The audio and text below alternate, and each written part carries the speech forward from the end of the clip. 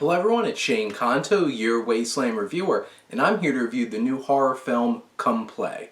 And this is from Jacob Chase, who adapted his own short film, Larry. And this film is about this creature from another world that lives inside this world, and the only way into our world is through our screens. And monster's name's Larry.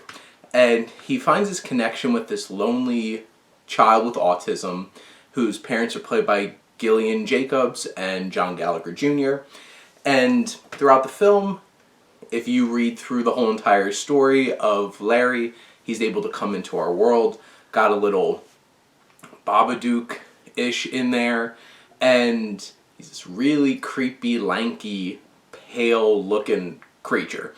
And I got to check this out at the Delsey Drive-In, so the sound wasn't the greatest, and you know when you have like those horror scores that are just like rumbling, rumbling, rumbling. It was a lot.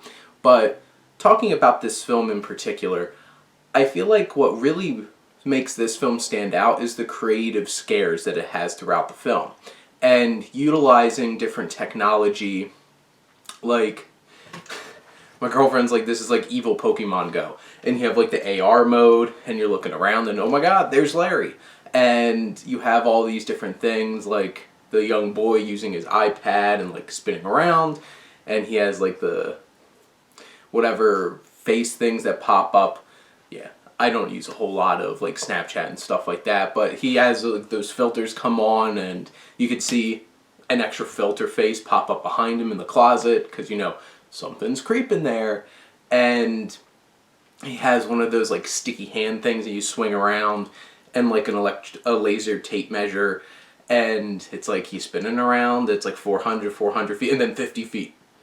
And it like looks up, and those kinds of things felt different and unique, and they were shot well, except for like for the first 2/3 of the movie, anytime like you get a glimpse of Larry, the whole thing's like, shaking, and then you just get distorted and you can't see anything. But in general, the scares work. And honestly, the messaging for, like positive messaging for children with autism to be able to speak for themselves, I think that was a strong message going through the whole entire film. And it really makes Gillian Jacobs' character think about how she needs to be acclimating her son to his school and to other kids.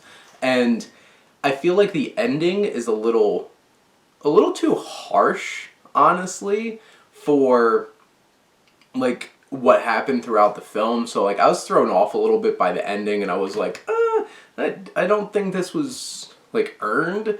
It's a little much, and it has those moments throughout the film, and it legitimately got some scares out of me. It's PG-13, and I don't feel like it was harmed by that rating. I know a lot of people are like, well, if it's not rated R, it can't be a good horror movie. I'm like, I disagree.